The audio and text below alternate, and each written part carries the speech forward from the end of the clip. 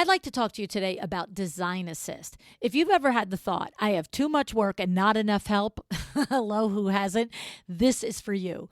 Design Assist provides virtual assistant support for you, interior designer, but these are not your garden variety virtual assistants. No, these are trained junior designers with 4-year degrees and a minimum of 4 years of real live industry experience.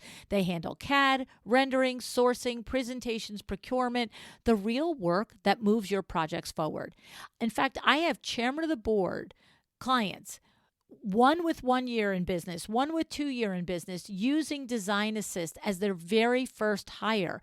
I also have another chairman of the board who is 10 years in her own firm, 20 years experience with a team of 7 who added a Design Assist designer and immediately increased her team's productivity. So if you want the full story and exactly how these amazing little magical fairies VAs work, then I highly encourage you to listen to episode 1127, where the CEO of Design Assist, Reed Humphrey, explained all of the value and the benefit of Design Assist. Listen, systems create freedom. The right support changes everything. Learn more. Go to designassist.com/podcast. That's DEZIGN assist.com/podcast. The links will all be in the show notes.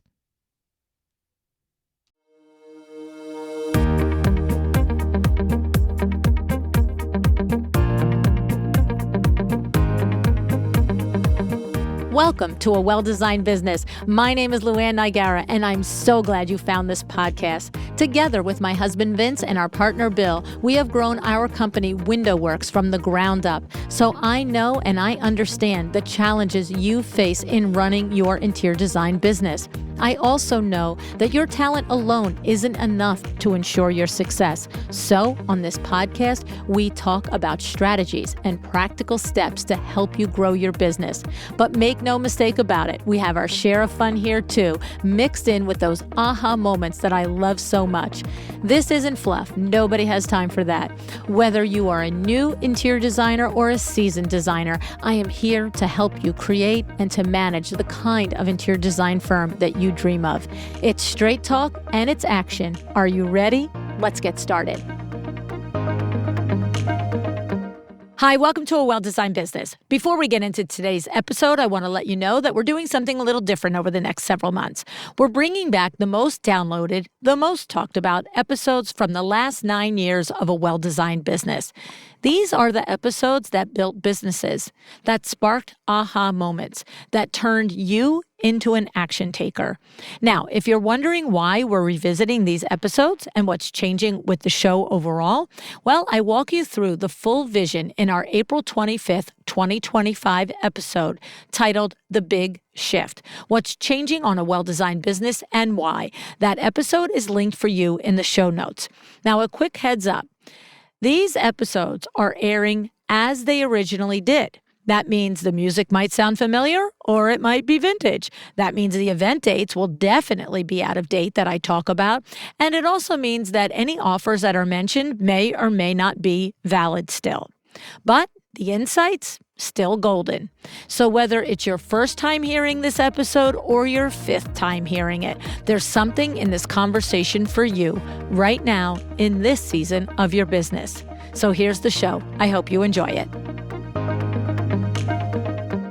Hi, welcome to A Well-Designed Business. Today, John McClain joins us. John and I go way back. He's a longtime listener of the show, and you can trust me, he is one of those #smart guys. This is John's 2nd time on the podcast, and you can find his first episode, number 472, in the archives and in the show notes. In that show, we talked about the critical tools and systems that John uses in order to run his interior design firm coast to coast. Okay. It was a terrifically informative episode. And I am really happy to have John back on the show today because you know me, I love a good conversation about system and process. But what we're about to find out is there is much more to John's story. Okay. Now, John is an accomplished interior designer, business coach, speaker, and writer. He is the owner of John McClain Designs with offices in both Central Florida and Los Angeles. Right now, he is celebrating the recent debut of his book, The Designer Within. And congratulations, John, really. This is not your average coffee table book, although it does look great on display. It is a beautifully put together book, but it is also a resource and a roadmap directing you through the design process from the perspective of a professional. It's, John explains, it's mostly geared towards the homeowner, but I found reading it, you pick up some tips along the way, right? Now, publishing a book might seem like the pinnacle of success, right? But believe it or not, John has been down some tough roads to get to where he is. And that's what he's here to talk about today. Look, we all make mistakes in our business at some point, and usually at more than one point. But you can't crawl under the covers and not get up and try again. So, like you, I haven't heard John's story as of yet, but where he is now with his business and with his new book makes me think he took whatever that failure was and pushed through it, turning it into a positive. So, John, you had me at hello. Can't wait to hear the story.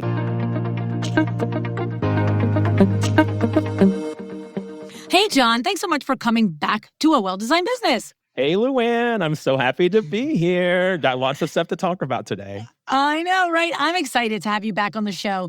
It's been, what did you call it?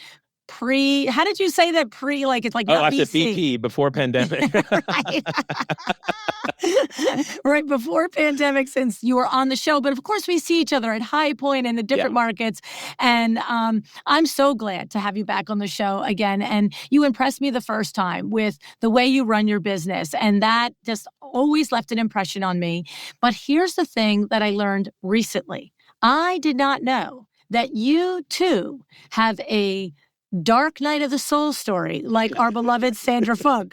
I had no idea. I mean, literally thousands of designers have this. I mean, this is not like, oh, you're a lunatic if you have this, come to Jesus moment. But I didn't know you had one. And I actually don't know what the story is. So I'm excited. Would you share that with us today? Yeah, and it's so funny. Well, first of all, I'm an open book. I say everything that I feel, which is probably to my detriment, but it happens anyway. So this is just what it is, and I know you are too. But yeah, I literally had this moment in my career, and it's something that I just have been able to talk about recently because it frankly was so devastating and so horrible that it almost cost me, my business, my marriage, frankly, was on the line. Like so many things were hinging on this horrible experience. But essentially, it is revolving around a client that I really, really trusted. And I was working with this client and we were ordering all the things and I was designing lots of custom furniture for this person. And it was a 20,000 square foot home. And, they were flying me to different parts of the country to help them choose their second and third homes. And I'm like, wow, this is great. And then the client also was like, John, I don't want to be bothered with all the financials. Like, well, all right, flag number one. And then, so just take my credit card, charge anything whenever you want to do it. I trust you 100%. And so dumb John did not have an agreement. Dumb John did not have any systems and processes in place. I had no order to my company at all, other than the fact that I was trying to do the best job that I could. And I was focused more on the design aspect versus the business aspect of it. And that was, problem number one. But one day I'm driving down the road innocently, probably for this client to pick up something, I'm sure. And I get a phone call, and this person is berating me, cursing me, saying words that would make sailors blush. I mean, literally the most horrible things imaginable. And I'm like, what is going on? What are you talking about? So I don't know what was going on, if there was a mental struggle with this person or what, but they were saying, I'm going to sue you. I'm going to sue you for everything you have, which little did they know I didn't have that much at the time. Uh, but I'm going to sue. And, when you're young and you are just starting out with your own business, when someone says they're going to sue you, you sort of pee your pants a bit, right? You're like, oh my Yes. God, like this is bad. And it did come to that. And so, long story short, I was returning everything. I'm begging vendors to please don't charge the restocking fee and taking everything back that I could to salvage as much money from this as I could. Because remember, again, I had no written agreement. I had, and my attorney that I had no money to pay to hire. I had to hire this attorney. Was telling me like, you really don't have that much of a leg to stand on with this. But the funny part was, this person still wanted all of the custom furniture that I had designed for them, and Wow. yeah, and so they were wanting everything because they had this massive home that they needed to be filled. And honestly, the design was damn good. It was a really beautiful design, and I was really happy with what we had done. And that was the part too that I was struggling with. But long story short, again, my attorney, I basically pulled together every single thing that was left in this situation with this client, and had all the furniture ready to go. Let me tell you one little caveat. The day before, we were going to set up one delivery of the furniture. The day before, the factory, yes, get ready for this, the factory that had made all of my custom furniture burned to the ground. Burned to the ground. Oh my The owner, goodness. LuAnn, the owner calls me crying and says, John, I'm standing outside of my factory. All of your items are inside of it, which was about 40 pieces, sofas, chairs, tables, everything. They're all burning inside. And I said, you're joking, right? You're joking. And they were like, No. no. And he had no insurance on his company. Oh my God. Oh my God. Oh my Yeah. God. How do you not have So insurance? the lowest went went much lower at that point. I can laugh now. I was, again, crying at the time, but I was like, okay, so I have to regroup and make an entirely new plan. So all those pieces, thankfully, this person at the factory decided to help me, recoup some of that. And so they rebuilt all the pieces, which delayed the process another, 2 or 3 months from Sure. that point. So they were using a temporary factory and making all their things. And so that was another lesson learned. Make sure that your furniture manufacturers that you use have insurance to take care of you when there is a problem. Oh Um, my gosh. Fast forward to the point where this client still wanted all the things. So my attorney said, John, I really don't feel comfortable in you going there and bringing these pieces on your own. So here's how it played out. So I pull up in my car, the moving trucks, three of them pull up. And then the third car to pull up was my armed security guard. Oh my God. Not joking. Not joking. Oh my Because this person had their own armed security guard with them. I had my armed security guard with me. We brought all the furniture into the home. I documented everything. And by the way, this was not John making profit at this point. This was the agreement that we worked out with just to get this over with, was that they simply had to pay what I paid for it. So they were paying my cost at everything. So there was no profit. I was literally losing my shirt over this. And then at the end of that delivery, all the furniture was in, I documented, and the person turns to me, the client, and says, John, I really don't know how this got to this point. And I stopped and I was like, I know exactly how it got to this point. And I left it at that. And I got in my car, and Yeah. then I started driving down the road, and one tear came and two tears came. And Mm. before I knew it, I was a bawling, squalling mess on the side of the road. And I let it all out. And then from that moment, I dried my tears, and I told myself, this will never happen to you again. Right. And you will never put yourself into this compromised position to lose almost everything that you have. And literally, I mean, from that moment on, I had a 2-hour drive back to my house. In that 2-hour drive, I laid out everything that I was going to start working on with my Mhm. company, and it's been uphill ever since in a great way. So it was horrible, but turned out to be a good situation too. Well, a couple things. Number one, I just have to acknowledge, you're telling the story. It's hindsight. You're through the pain of it, and you're telling it in sort of a light way. But you've mentioned a couple of times on the bathroom floor crying in the car. this is not to be underestimated, what you went through. I mean, this is a really traumatic thing. When you say things like it affected your marriage, it affected your business, it affected the way like I just have to say, high five to you for standing up because really, and then to have that 2-hour ride, because some people would take the 2-hour ride and get in bed for a month or a year. That's the truth. And just give up and not know what to do. And other people stand up. And it's like, John, I say on the show all the time, we're going to make mistakes, but how do we handle them? Yes. There are failures. People ask me all the time, every time I'm on another podcast, like, what's your failure? I'm like, I don't know. Because to me, yeah, okay, that's a failure. But you know what? If you didn't do that, if that didn't happen, if you didn't allow yourself to be in that situation, you wouldn't be where you are now with a luxury firm, multi-city, a book written, business courses for interior designers. What happens is if you had just gotten away with doing it without systems, without contracts, without agreements, you could have gotten away with doing it for another 20 years and you wouldn't be nearly as solvent and successful as you are at this point, right?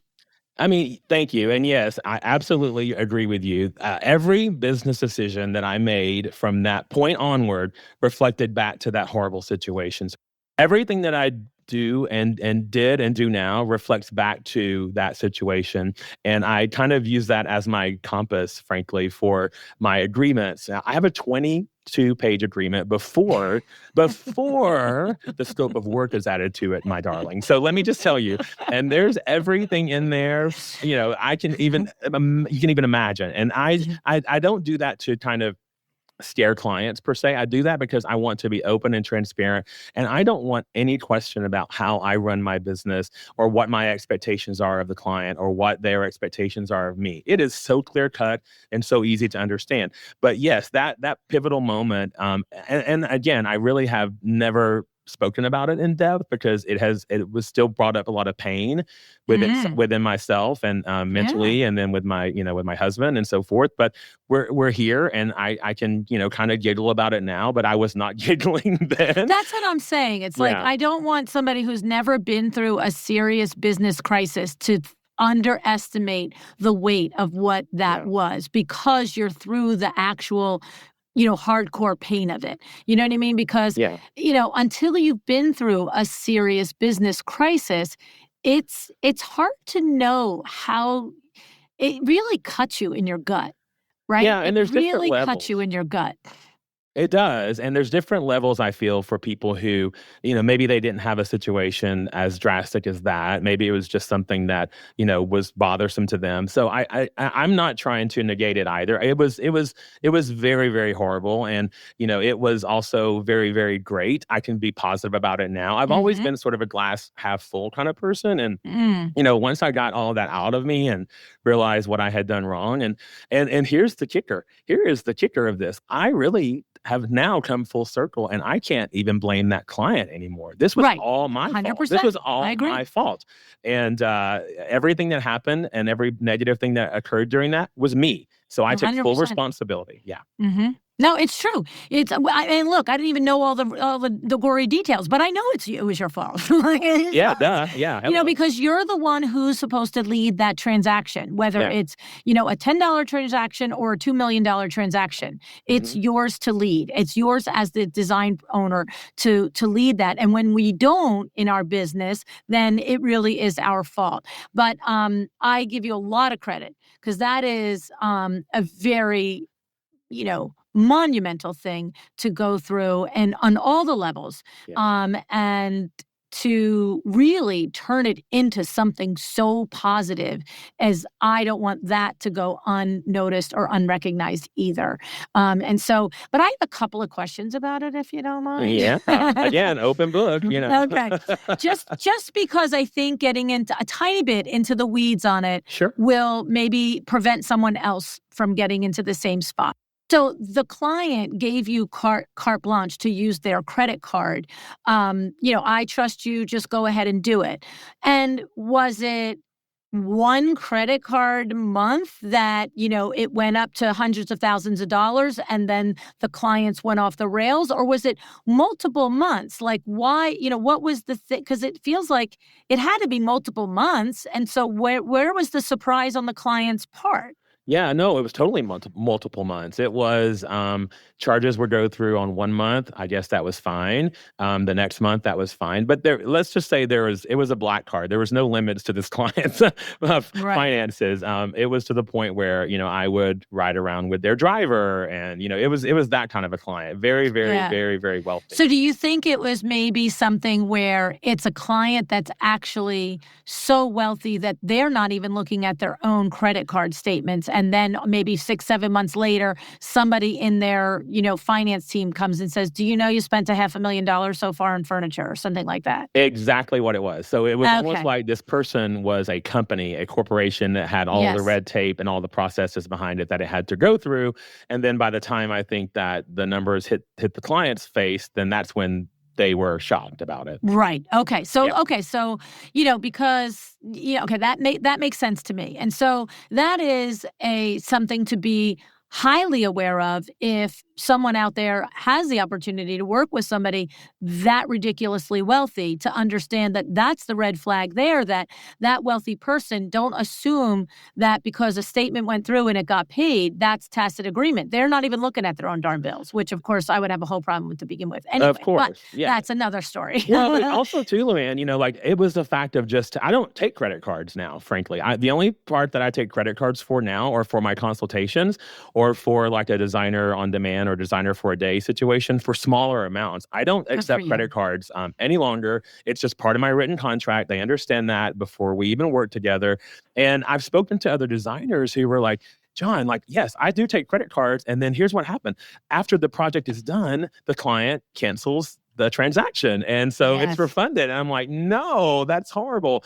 So I'm not saying that, to never take credit cards but I can say this, it has worked for me for 13, 14 years now. And I won't take them for large purchases. I just won't. And it's just part of how I operate my company. That's interesting because that conversation has never come up in any on air or off air conversation I've had with a designer. And I think I like that. I think I like that a lot. We're not, like you said, if somebody wants to put down, a $5,000 retainer for a designer for a day or to initiate a consultation.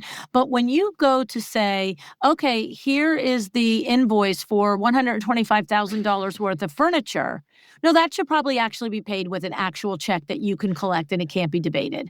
Correct. So I only do checks, wire transfer, or they can pay with a bank transfer within our QuickBooks. That's it. And Yep. and it's and we have a great how we work document. So it's a 2-page document.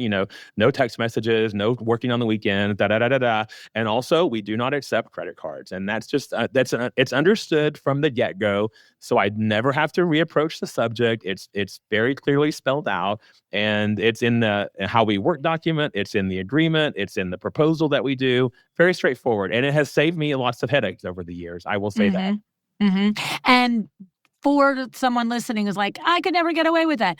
Do you have people in the beginning of the process of working with you when you're talking and doing the whole dance of the inquiry and are we gonna work together that say, "Oh, I don't like that. I wanna use a credit card." Like, is there ever any pushback, or is it just they maybe eyeballs rolls, but they don't there has to be some people that are like, "I wanna be able to use a credit card," and you just say, I "Not happening." just I just say our company policy is that we do not, and that is it. Mm. And if a client gets to the point of working with us, I've probably done everything in my power to keep them from not working with us. And I mean that because I lay out all the rules, I lay out all of how we work, and if they don't align, I tell them on the discovery call, and I tell them in the consultation, if there is no alignment, no chemistry, no synergy between us, then we won't move forward because guess what? I'm going to be probably seeing your bra on the floor, and I'm going to be working inside of your home, and we're going to be I'm going to find all kinds of things in the side cabinets of your dresser drawers. And I just want us to be able to be honest and straightforward with each other. And so if there is pushback, I just go back to that statement. This is our company policy, and I find that statement is more powerful than people give it credit for. I don't care if you're a solopreneur or if you have 25 people working for you. Your company policy is your company policy, and that is what you have to stand by. I love it. And the thing is, I know that to be true as well. This is why I wanted you to explain it. But I know that to be true as well. When we are in the beginning stage, we are pre-signed contract. We can do and say whatever we want. It's Yes. our rules, our highway, all of the things. And that's, they can say, well, I will only work with someone who will accept credit cards. Great. There's the door. Like, Absolutely. right.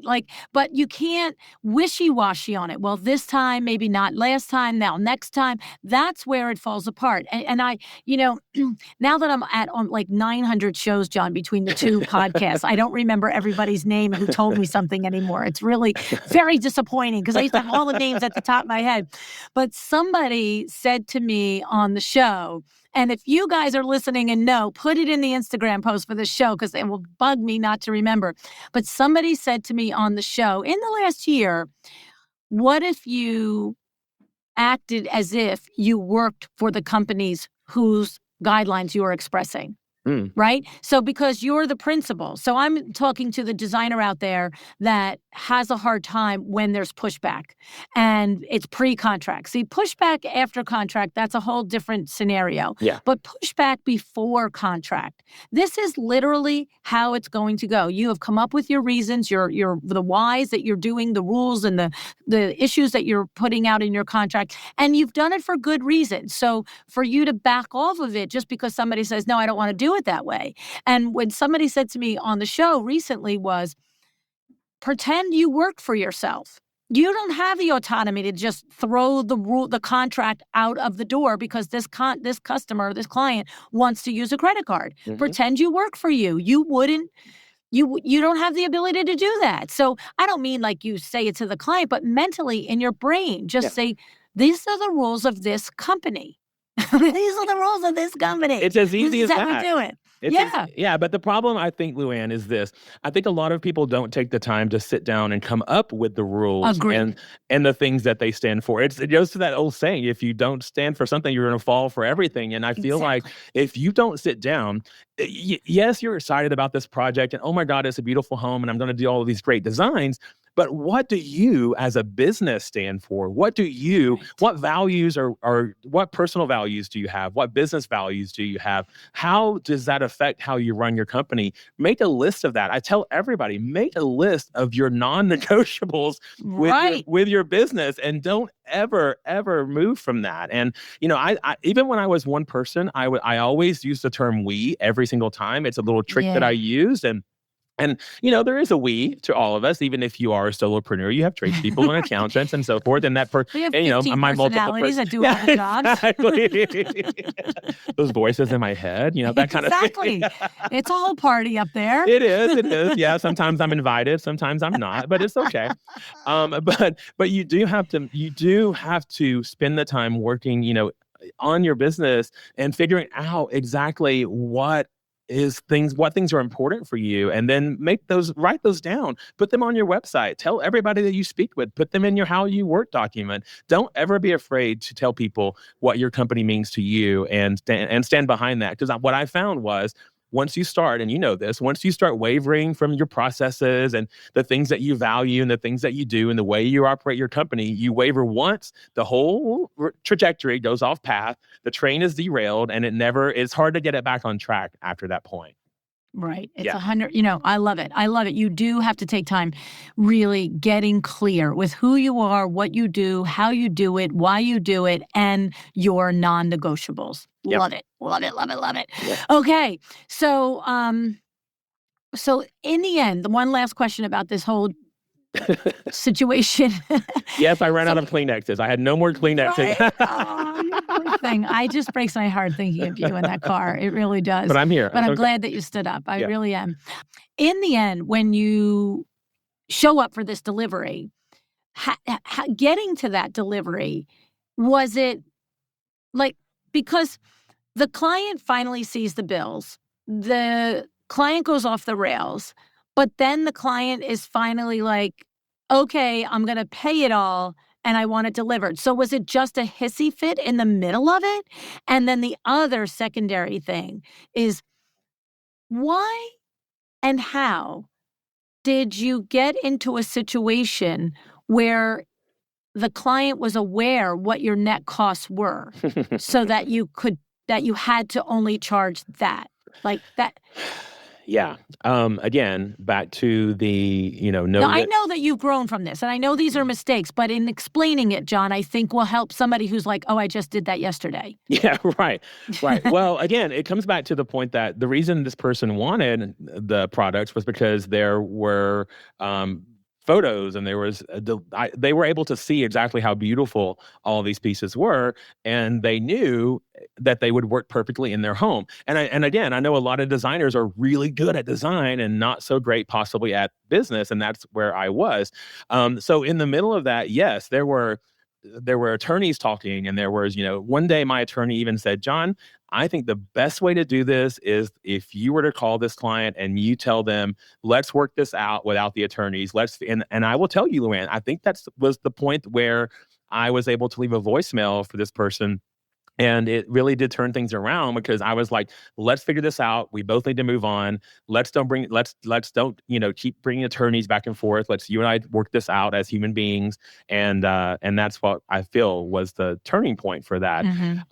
But what was your second question again? Well, the second question is why was the deal made to be at your net cost, and why isn't it just net plus 30 even, which isn't worth it, but still? Yeah. So again, no agreement, no formal arrangement of how things were going to be priced. And here's a little tip too. The attorney that I was working with, because I was so desperate to find an attorney to get started, was not up to par on what designers, how we work, how we operate, Okay. right?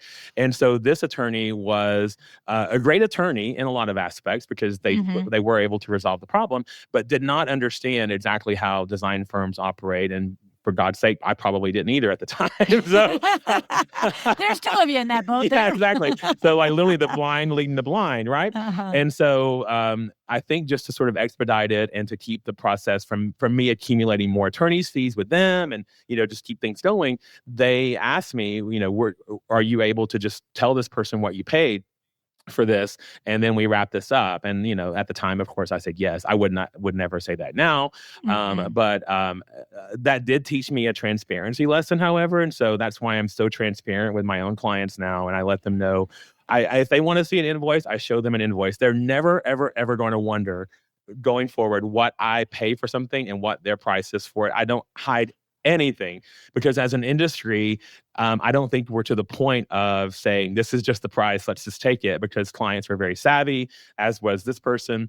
And so just to wrap it up and to get it behind us, we came up with this not so great financial agreement for myself, but it was a great mental agreement. For like the mental stress relief for myself was worth it to sort of lose that money. It was just cut your losses and move on. Absolutely. Yeah. Okay. So you just said something in there that I'm going to bristle at. Like, I mean, I'm interested to hear your perspective on it, because I do respect you as a business person, and I do know that you have made a 180-degree turn, and you have many years of track record behind you now of running the firm the proper way. But I have not heard an argument yet or a position yet that makes me say, oh, okay, I think it's okay to tell people what your net cost is. So you have at it. Try it. I don't say that you come out of the gate saying, here's my net cost. You tell the client how you come up with the pricing for that product. So I have realigned my entire company based upon all of these years of experience, for instance. And so I charge a creative fee for our creative services. I don't care if they move on and ask us to purchase things and procurement. I don't even care. My creative services fee is enough to warrant me taking on that project. So that is that. And then from there, if I do ordering of product, procurement, all the things for them, I have a set way that I price my products with that client. We actually share. I share part of my discount. And I know that that's controversial as well, but I'm very straightforward with that. And it's only with certain vendors that we use. We're very explicit about how we come up with the pricing. It's not saying here, Mr. Client, I paid $100 for this. Here's the invoice on every single thing. But once they do approve it in the proposal, that product price is approved, and then we tack on what I call production. And I've sort of, after doing what you call the autopsy, I have figured out a percentage that I can actually tack on to that product order, and that covers shipping, that covers receiving, that covers warehouse, that covers delivery, all the things that's associated with the logistics of ordering that product.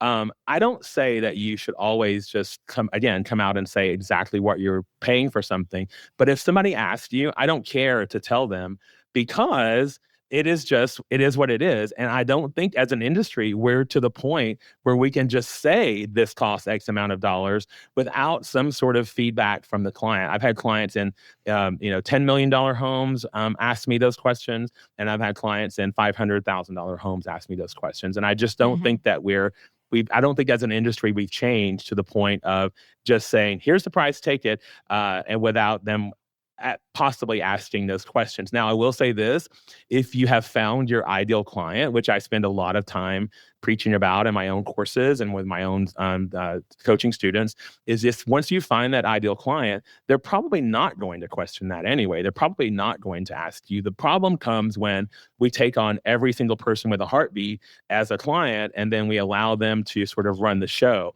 But if you set out to find that right person, they're going to take your systems and your processes and your contracts and your agreements and how you run your business as at face value for the most part, and let you do your thing.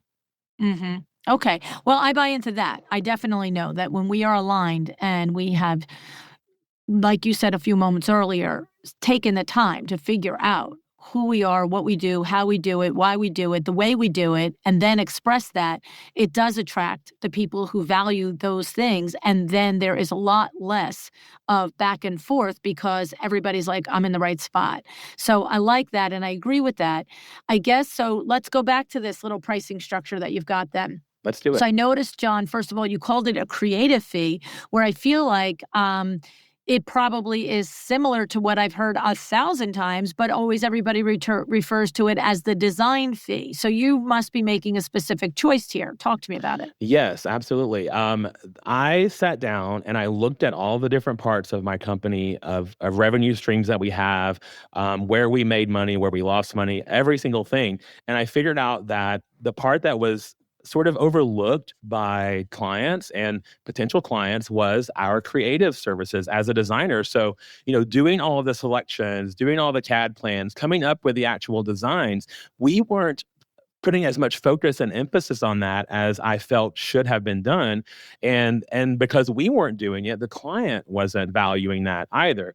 So now I've sort of realigned all of that into very specific categories. And by saying just design fee, and not giving any deliverables for that, and not giving any sort of explanation of what you're bringing to the table, clients will make up their own things. And I have bullet points, literal bullet points on all proposals that we send out before. And by the way, I do a proposal before I do an agreement. I don't send out the entire 26-page agreement. Right. They have a lovely little proposal that has all the numbers in there, all of the things that I want them to understand.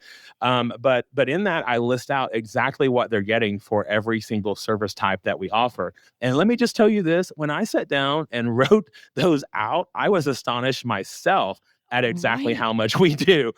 If so many people, we just all as designers do it so naturally. And, we go out and we pick this up and we order that and we checked on this order and we work, this was received damaged, and all the things that we do on a daily basis. Once you list that stuff out, it is a freaking lot of things that you do. It's a huge list. And that has value for it as a designer and as a business person. And I let my clients know, here's what you get for the creative services. Here's what you get. I don't call it project management. I do not manage projects. I do project fulfillment. And I let them know exactly what they're going to get for our project fulfillment services. And then the production services, which are separate from any sort of profit I make from product.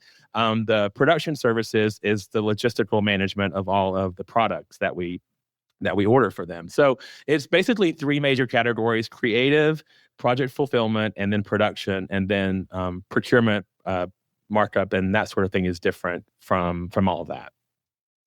Okay, so do you mind if we get in the weeds on some of these actual fees and what you charge, or you don't feel Oh, no, no, comfortable no. doing that? I'll tell you Okay, everything. good. Yeah. No, no. I'll tell you everything. Okay, so creative fee, it is to some extent relatable to the design fee that we hear talked about all the time, to some extent, right? But when you are describing it, you're saying specifically what the deliverables are in the creative fee is the differentiator, are you saying? Yeah, I'm just letting them know that the part that clients tend to just brush off and get ready to say, okay, yes, we're ready to, swing the hammers on your project and we're ready to do demo. All of that work before then is sometimes overlooked, and clients just want us to be facilitators of the design plan. I'm just putting the focus back on the creative part of what we do, which again could be called design fee, but I feel that so many designers just say design fee and they never list out exactly what that entails. Right. I'm just trying to let them know here's exactly what goes on during the creative part. And we are creatives. That's what we do. We're hired to be. Mhm. I'm not hired to necessarily order all of your products. And again, I don't care if they move forward with ordering products from us or not. Doesn't matter to me. I have made enough profit from my creative services. And by the way, I upped those creative services a lot once I really did realize what we were doing for the client and the Right. part that weren't being valued. So yeah, Right. it is a very Well, specific part of what we do. and I like calling it creative fee because it does imply that this is a skill set that I have that you don't. Thank Otherwise, you. why would you be here? Exactly. Right? Yeah. Right. Okay. So that's interesting. And then when you say project fulfillment, Mhm. how is that different from project management? What is it? What are the differences in your mind? As designers, we are hired to bring the project to fulfillment. We are hired to make sure that that design intent was followed through from beginning to end. I'm not hired to make sure that Larry doesn't show up and install the tile because can't install it because he's drunk. I'm not hired Mhm. to make sure that this person didn't leave the job site today. So I actually require that our clients sign directly with the GC, the general contractor, the tradesperson, whomever, because I don't want to be responsible for that. And I know there's some gray areas about, okay, you made the selections and, you could be responsible for it. But I'm just saying the day-to-day operations of the job site are not my responsibility. And I don't, and I've done it over the years where they were my responsibility and it was just more headache than any sort of financial gain that was receiving from it. So project fulfillment and I do that as a so I do a flat fee creative fee. I do a flat fee project fulfillment fee. And I know everyone's probably shaking in their boots like, oh my God, I could never do a flat fee for, what they call project management or what John calls project fulfillment. But you can if you just list out the deliverables for what you're bringing to them for the project fulfillment, how many job site visits you're going to do, how many phone calls you're going to be able to do, how many emails, I set mine up like unlimited emails, unlimited phone calls, and I do specific job site visits at critical points in the process. So if it's a decorating project, then of course there are less. If it is a full, new construction, renovation, I set those deliverables up ahead of time so that we know when we're going to be going to the job site. And then anything after that point, I charge hourly for, and I let the client know that as well. Okay.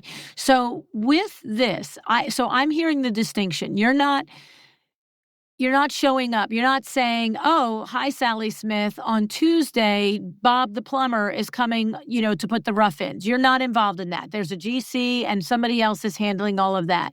But when it's Thursday and, Joe the tiler is coming in, you're not handling that either. But that says to me, you are probably delivering a very specific high level design book so that if you go to the job site on the 5th week, but tile has been going in bathrooms and kitchens all during that month, you're not going to walk in and find the herringbone going the wrong way. And if you do, you're going to have the proof that it's not your problem. You're not your fault. Is that a valid statement? Pretty close. Yeah, we have critical points. So, for instance, tile.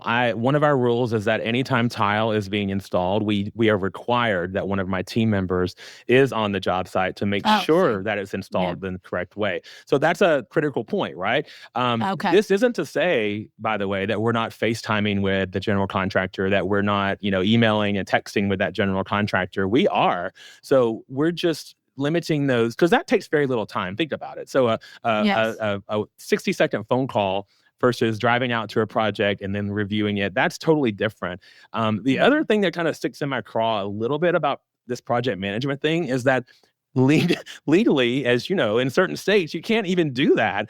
And Right. so many designers, I feel, are going to like wake up one day and realize like, this isn't legally something that you can say that you do in some states. And I just wish other people would understand, the legalities behind that, the fact that they're setting themselves up for some kind of possible bad outcome if they do call themselves the project manager. But we're in constant contact with them. We're working things out. We're making sure that, if this needs to be moved this direction. And I also, by the way, I work in a certain number of visits that are just sort of like bonus visits, so to speak. So I have 3 to 5 visits that are as needed if there's a situation happening that we do need to be there for. So I don't just say, client, you have 6 visits, that's it. No, these are our points that we have found in our experience that we need to be on the job site for.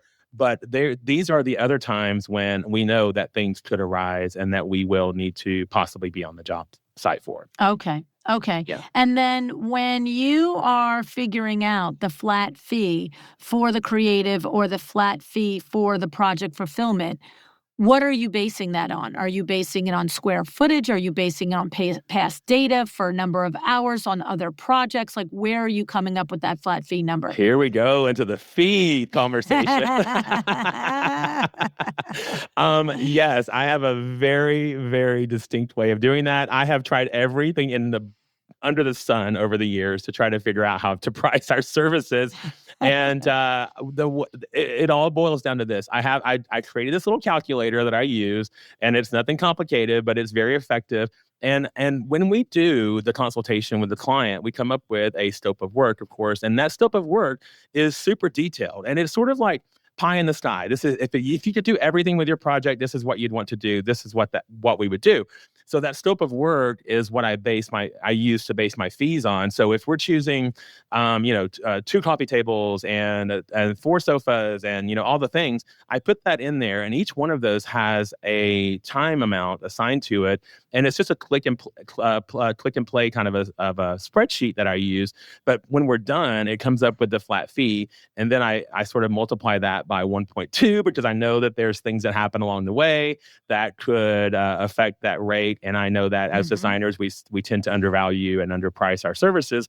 So I do have a very distinct way of doing that. And I realize that you can't avoid the specifics of a project. There is no, even with flat fee, even with square foot, there is no way to come up with a definitive answer without looking at the details of a project. So I just kind of take it all back down to the simplicity of it and literally analyze everything that we're doing. If we're moving a wall, if we're, I have an hourly total, if we're redesigning an entire kitchen, or if we're just sort of updating it, that comes with an allotment of time. And it is based on past projects. My poor admin and I, we analyzed these projects to death, like beat them to death, and looked at every single number, every single amount of time that we spent on a project. And funny enough, across the board, even with the bigger ones and the smaller ones, there was a consensus of time and investment of money that was consistent across all of them. And that became the basis of how I come up with my flat fee. Okay, I love that you do it based on your past data. And so just so I'm clear, because I'm not sure I am, you're saying that if there are, going to be 4 sofas in the place and 16 area rugs, you've assigned based on past analyzation that it generally takes you 3 hours to source an area rug and 4 hours to source a sofa. So you just click, click, click, times. It just becomes a calculator. It does, but also with that, I do allow a little buffer in case there are some things that change along the way. Right. But the way, you can't just do this, by the way. You can't just go in and say, oh, I think it will take me an hour to do this. And I think, I am basing it on factual data that is able to be backed up from project to project to project. And that is what I encourage everyone else to do, is to sort of do that autopsy of their project, this project review, that they can find out exactly how long it did take them to do certain things. Because listen, and by the way, I don't alter these the faster we get. Like, some projects are quicker, some are not. Nope, the number is the number. Right. And that is what it is, because as we get more experience, of course, we're going to be quicker and faster at things. But it doesn't mean that we should lower that time, that value of finding that. You're still really good at what you do. Just because you do it in 30 minutes instead of an hour, that doesn't mean you should charge for 30 minutes of that time. That's how I see it. And Right. that's why flat fee has sort of changed the way we make profit from our company. Okay. But I was mostly just double checking that I understood the concept properly, that Yeah. you've attached hours to every type of selection or every type of thing that you like. When you are moving a wall in a room, this generally is going to take 12 hours to figure it out from beginning to end. Like, that's what you did. Yep. And then, That's it. okay. And I like it. And the thing about it is, to your point, okay, so this time it might take you an hour to pick a sofa instead of 2 hours, but it might take you 14 hours on that wall instead of 12. It's getting it to what's actually doable and realistic. And sometimes it'll be faster and sometimes it'll be slower. And if every darn thing on this particular project is going to be slower, you're accounting for that in the 1.2 times. Right, Yep. right. Love Exactly. it. Yeah, and I'll tell you, I didn't just pull these out of air. Of course, I based them on Yes, past that's the projects, thing. but also I verified, LuAnn, that they actually work. So now that we've had this Yes. method in place, I've gone back and done other analysis of it and verified that yes, this is profitable. Yes, we were spot on with that amount of time that it Right. would take for that.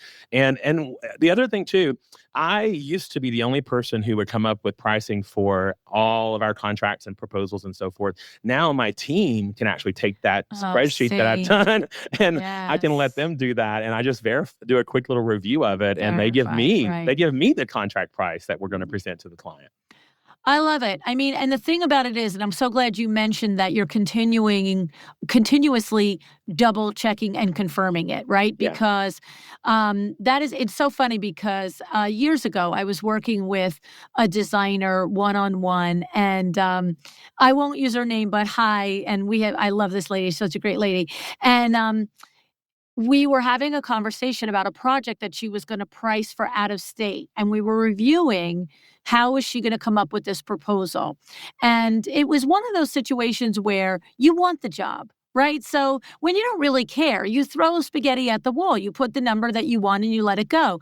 But she wanted the job and she wanted to do it. And so we were trying to thoughtfully come up with a way to quote the design part of the job, right? The creative part of it that made sense. And so I had her do the exercise. I'm like, well, what are all the different rooms? What do you have to select in each room? And, go back in between now and our next session, put hours to every single one of these rooms. And it was so funny because, if she's listening, she'll remember the one room she put, I want to say 3 hours. It was 2 or 3 hours. Maybe it was 5, right? And I said, well, how are we only like 3 or 5 hours in this room? And she said, oh, because the only thing we have to do in this room is window treatments. And I just looked at her. I said, oh, okay. So, all right, this is my wheelhouse, sweetie. Let's go. All right, we're going to first measure the windows, and we're going to have a conversation about the needs for the windows, the style and the function. I said, there's 1 hour right there. I said, now we're going to go and source fabrics and shades. I said, that could be 1 to 5 hours, depending on, what type of fabrics, and then I said to her, and we're going to look at the 5-hour side because you're not starting at a blank slate. You're starting with matching new window treatments to existing rugs and furniture, right? I said, and then you have to come up with a proposal. You have to go get it priced by a window treatment company. You have to evaluate it. You have to create a proposal for it. I said, so there's another hour, half hour on each end. I said, and then you have to hire somebody out of state to install this for you. And, you got to make sure that they're going to do the job right. So you're probably going to be on site for this. I said, so I'm at 10 hours and everything went fine. Like, Right. you know what I mean? And it was just, the thing about it just illuminated to her how typical it is for us each of us, not just interior designers, that when we do something and we do it so often, like the back of our hand, we actually forget how much goes into it. Because I didn't even get to the ordering it, like making the work orders out, Mhm. the checking the status on it, checking, getting all the fabrics ordered and making sure they're there. Like I was like, you're 10 to 12 hours for a window treatment. Mhm. Don't put 3. Like Mhm. that's nonsense, right? Yeah. And so, and that is a very typical thing that we do, that we underestimate, undervalue what our intellectual property is that goes into the things that we do because we love doing them, Well, and right? also and to that point, I feel like we don't ever again spend the time to figure out what we do during that Yes, process, right? Like I 100%. know we're so ingrained in what we do every day with our clients and like, oh, this meeting and that presentation, but just if you would just pull back and really, as you said, think about all of those steps, like, oh my goodness, I have a team member. She's amazing, but she also is very quick. And she's like, oh yeah, that'll take me, an hour. And I'm like, yeah, that'll take you an hour to choose that. But ordering the fabric, again, talking to the workroom, worrying about was it received Exactly. damage? Is it ready? All those things, that is part of what I am responsible for, That's reminding my right. team that we have to be accountable for all of those steps. And there was a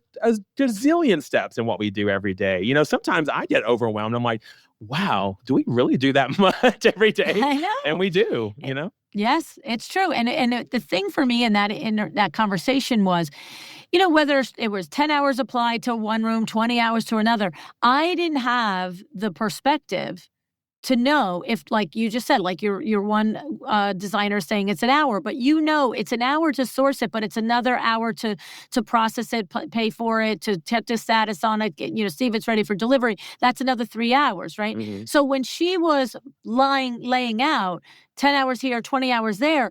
I'm not in the weeds. I don't know all the steps. But when we came to the windows room, I was like, no, no, see, this I do know. hmm And that's when I was like, now go back and do all the other rooms again, because now we came up with what she really expected it to be. And that is exactly what you are saying, is you have to spend the time in doing these things. And then, to your point, I love it. So if you have a project and you allotted 20 hours for this and 3 hours of that and 5 hours, track that time during that project. You're not going to give it to the client, but you track it internally. And then part of your autopsy when the job is done is you go back and say, oh, we allotted 12 hours for this kitchen refresh. Did we do 12 hours? Oh, hell, we did 28.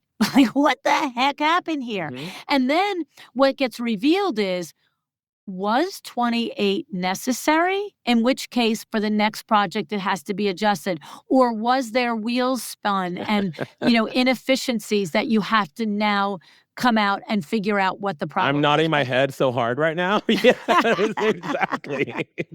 Right? Exactly. Right? That's Yeah, I it. love it. That's it. And it doesn't mean that everything's gonna be exactly the same from project to project, but if you do just spend the time to figure out what it takes, you can at least have some sort of data to start that process. And I encourage every single person out there to analyze their business, analyze their data. What is your profit margin? How much time are you spending on every project? Because it can be eye opening sometime. And also, let me just mention this: I'm flat fee, but we still track every single blip an hour that we do for the every Good for you. project, from admin time to procurement to ordering to client visits. All the things are tracked, and that's Oh, I essential love as it. well.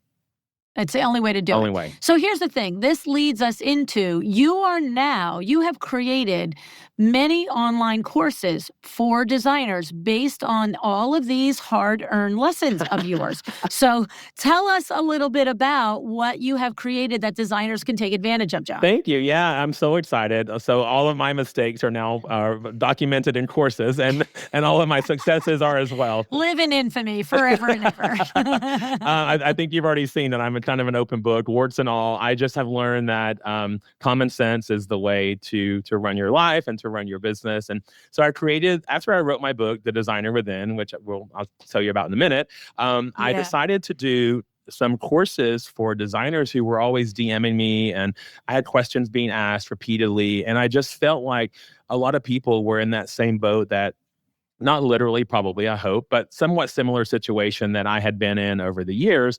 And I wanted to share that knowledge with people. And I just really sat down and all of the work that I had done, I put that together in various courses. People can choose them a la carte. So there's marketing courses. I have all of my agreements are actually in there. People can, use those agreements as a basis and adapt them for their own companies.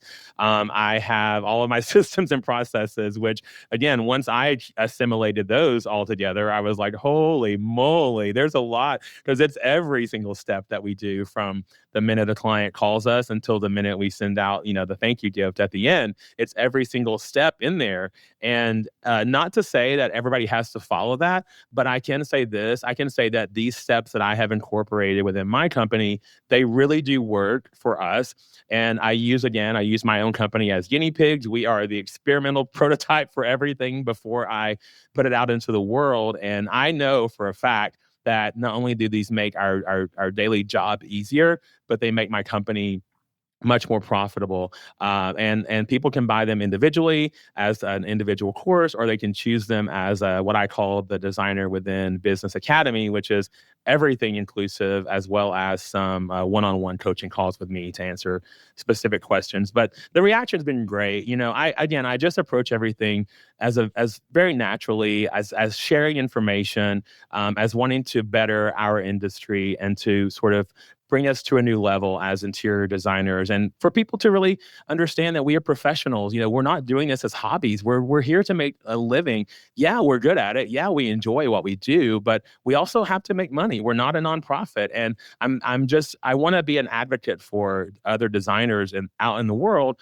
to really stand up for themselves and to have a company philosophy, have a company vision, have a company backbone that they can stand behind, so that they're not just letting a client run the show. They do have their own sets of values and processes that they can enforce with clients that do work. Mm, I love it. I love it. I think it's amazing. And so, how do they access these courses, John? So it is the designerwithin.co, not .com, but .co. And make sure you put the V in there. And then also from my website, johnmcclaindesign.com, you can find it as well. But yeah, they're all on there. There's a description about them. If anybody wants to ask me questions about it, again, I'm an open book. I share everything. And I love it too, because as you know, things are adapting as people's needs are adapting. And so if I have a social media course, which I do, I adapt it and revise it based upon things that I'm learning, and I'm constantly learning. I even changed my title of my company within my company to CEO and creative director, because I'm not as ingrained in the design projects as I was. Yes, higher level, Mm, of course, but I wanted to be able to run my company and to lead my team and to lead our clients in a way that I was not encumbered by all of the weeds, and I was able to see things from a 30,000-foot view versus like mm. down low. And it has changed everything about how we operate ever since I sort of made that mental shift within myself. I love it. I think it's great. I'm so happy for you. I really am. I'm so happy that you had the clarity of the lessons and then you're able to put them in a format that can help other designers, access this information and really just chunk by chunk, like you said, take the parts that you want, things you're struggling with, or take the whole thing with the whole academy. I love it. And, we have to talk about this book. I mean, it's so Thank you. beautiful. It's so beautiful. I have my copy here in front of me. It's called The Designer Within, and it's a professional guide to a well-styled home. And this book is written to the consumer. Yeah. Right. And it's about the story. I mean, designers will love it, by the way, because it's just like who watches all the design shows? The designers. Right. Right.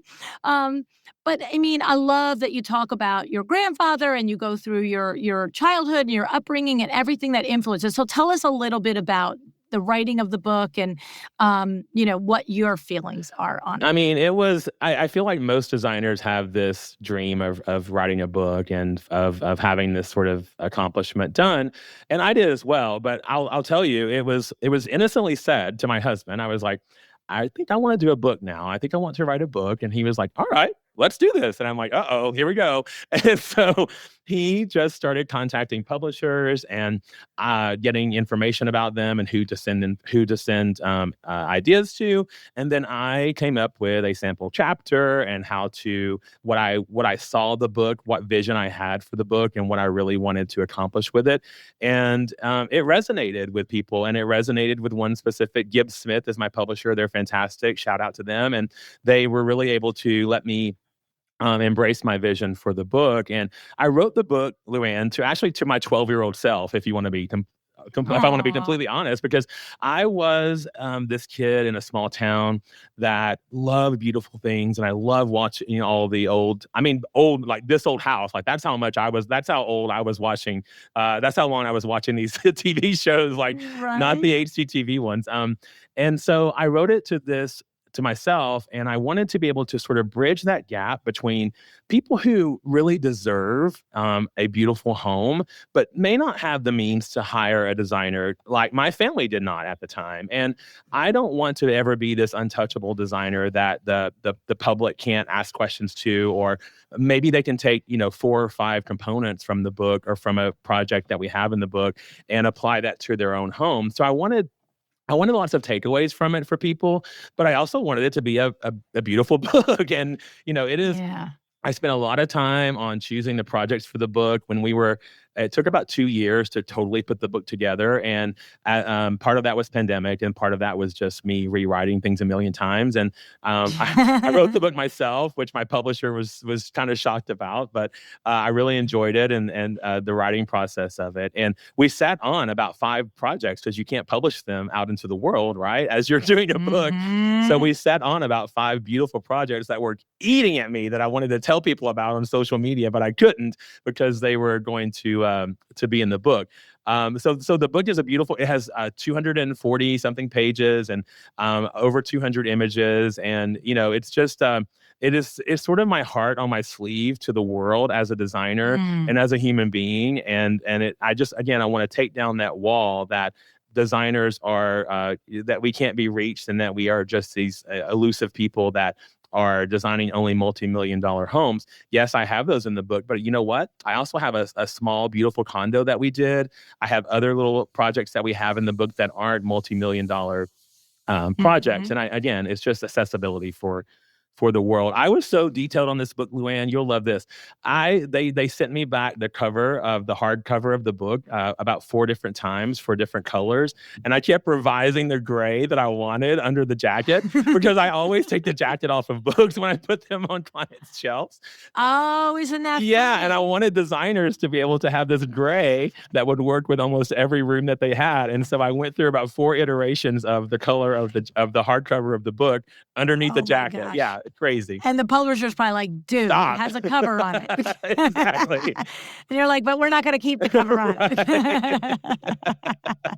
Which is kind of a sin because the cover photos are beautiful too. Well, funny you say that. I've had a few designers say, "Well, actually, yours is not obtrusive to any design style that I'm working on for our clients. So I'm going to leave the jacket on." And I'm like, "All right, perfect.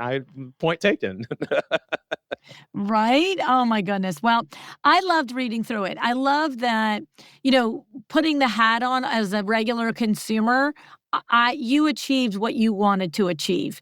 It did not feel intimidating. It felt like I was looking clearly at beautifully designed rooms, but that you were showing me and telling me, you know, why you made selections and what you did, and then I could turn around and think about how I might translate that for me. You know what I'm saying? It's like you really did take the wall down. I did not feel like it was looking at something that I could never imagine for myself, even though technically I can't imagine any of this for myself. Do you know what I'm saying? No, Like, I'm no, not gonna live in a house like this. and you just boiled it down to exactly what I wanted. I dedicated the book to my grandfather. He could not read or write, LuAnn, but he literally was the smartest person on the entire planet that I've ever met. And he was this sort of catalyst for me to my family built homes, and he was this catalyst for me to jump into the design world and to really take it further. And it's he couldn't read or write, but I feel like he actually did write a book now because he was such a big part of this one. Aw. That's awesome. And the book, where do we get the book? Everywhere books are sold. I love saying that. That sounds great. So yeah, any bookstore, Amazon. If you want a signed copy, you can get that from the same website, thedesignerwithin.co, and I can send out a signed copy if you'd like. But it's out there and it's doing well. And thanks for everyone who's purchased it so far. And I hope that the takeaway that you just said is what everyone takes away from it. And really, I want to just put my heart out there and for everyone to understand not only why we did it, but the reason behind it for design wise, but the reason behind it from like a psychological and heartfelt perspective too. Mm. Well, you know this because we didn't talk about it, but our listeners don't know this. I didn't know, like you didn't tell me that was your intention on the book. No. That was what I got. I love that. You know what I mean? And so listening to you say, well, this is my intention, blah, blah, blah, I was like, wow, that was you achieved exactly what you wanted to achieve. And that's a particularly powerful thing, John, that you were able to translate a feeling and a point of view in print and pictures and in such a magnificent way, really. And so congratulations in all the ways and all the things, because it's really a major accomplishment. And I really just high five to Thank you. Yeah, I feel like you get to a point in life where you have learned a lot and you just want to start sharing that with people. And you just don't, I want the entire industry to be an open book. And I want us to talk about what our hourly fees are and what our flat fees are and how we charge for projects. And I just want us to be more communicative with each other and over communicate. We over communicate with our clients. I wish as an industry, we would also do that too. And just share information, not only between our peers, but also with the world. And I feel like with my book and with my courses, that's what I'm trying to do. And it feels good. I feel it feels at home. I feel so at peace with where I am now in my business and my life. And I'm just ready to, share that love and that knowledge with the world. That's awesome. As cheesy as that sounds, I know it sounds cheesy, but it's the truth. No. It's the truth. No, I spend time with my cousin Eileen. This is how she talks every day. I just want people to feel joy, to be happy in what they do, and everybody deserves it. It's 100% true. And when you find it, it's a very, very powerful feeling. And so I'm so glad for you that you found it. Thank you. And thank you for letting me share it, everybody. I really appreciate it. Oh, you're welcome. You're welcome. And thank you so much for being on the show again. I am looking forward to seeing you, whether it's Vegas or Cabus or High Point or wherever. But I can't wait to see you again. Thank you for coming on today, John. Can't wait. Big hugs coming your way when I see you. Warning. Thank you.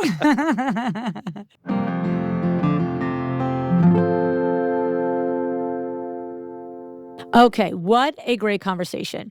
I see John from time to time at High Point and other events, but to have this time, this one-on-one uninterrupted hour with him is special. It is always for any of you that I get to have this time with. What happens is you just learn the things that you don't learn over a cocktail, right? And I had not heard this story of John's before. And the thing what we know is everyone doesn't. It's not a requirement. You don't have to hit rock bottom in order to find your success. But when it does happen that you hit that rock bottom moment, it takes real grit to get up and go again. And that's what I like about John. Can you imagine going through all of that? The confusion, the distress, the screaming client, the declined credit cards, then the fire at the furniture factory, and then finally having to deliver with an armed guard? Come on. That's a level of, like I said, when you tell the story in hindsight, it's all sort of like, oh, and then that happened and that happened. But when you place yourself in those moments, those are very, very difficult moments, okay? And I will tell you, I mentioned it on the show, if this is the type of thing that you need in order to understand that it's your turn to get up and get going again, or that you just have to be reminded that it doesn't just happen to you, it happens to all of us, then I definitely highly suggest that you check out Sandra Funk's episode number 145. Now, she was on the show just a week or so ago and talking about her interior design standard and her philosophy on how and when to apologize. But in episode 145, she explained her hard lesson and how she came out of it. And teaser, the interior design standard was the result of that experience for her. Okay. So the thing with John is, a misstep early in his career became the catalyst for change. Without this big misstep, he might not ever have gone on to the level that he is at today, and probably definitely not as rapidly as he has gotten there, right? This mistake, as sad as it makes me to picture John in the middle of it, so upset, was necessary. It was the kick in the pants. And in the end, it turned out to be a gift because it is what compelled him to examine his business and, more importantly, his business practices. And boy, oh boy, has he done that, right? So the thing is, without this huge event, he might have gone on 8, 10, 15, 20 years, one step forward, one step back, one step forward, one step back. So if you've had the big come to Jesus moment like this, the dark night of the soul, look at it as the gift that it is, as long as you turn it into that gift, right?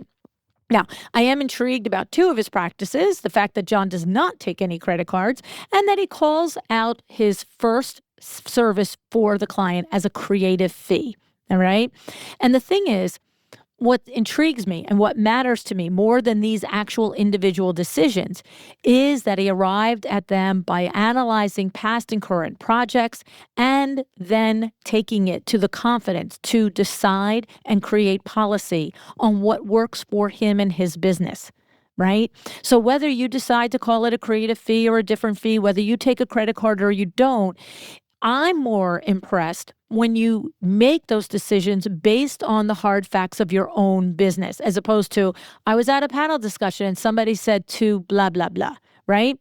Because this is key in our business, that we make these critical decisions. At Exciting Windows, the other company that Vinny and I own, our tagline is build a better business.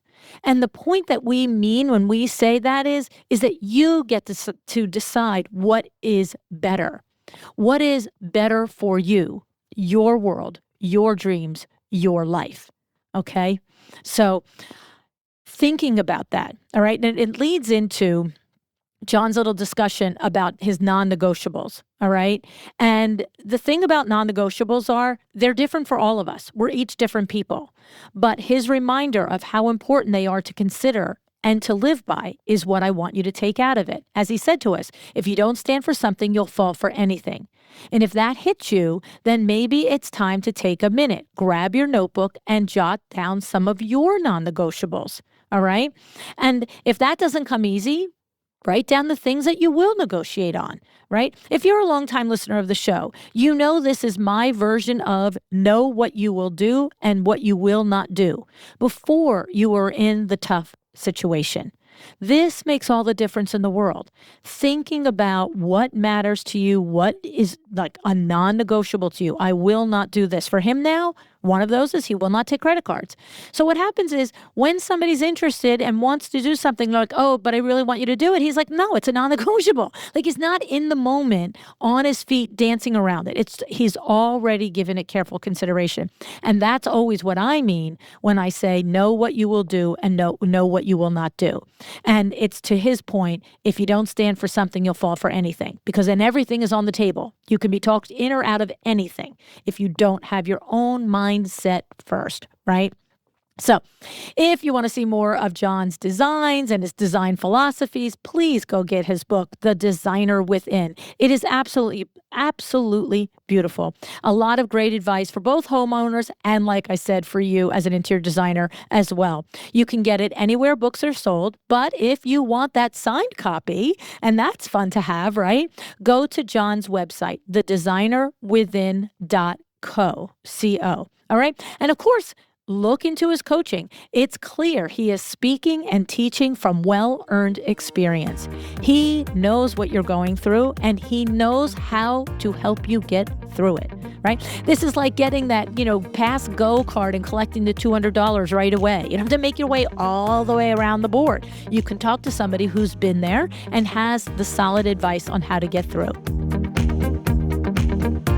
Thank you so much for joining me again today. This podcast is a production of WindowWorks, your resource for custom window treatments and awnings. To learn how we can help you on your next interior design project, go to www.windowworks-nj.com. And if you're interested in working with me on your business, either through masterminds or one-on-one coaching, or you want to know how to get my book, The Making of a Well-Designed Business, or you just want to know what's going on in the podcast land and where I'm going to be, all of that is found at LuAnn Nigara.com. Thank you so much. Have an excellent day.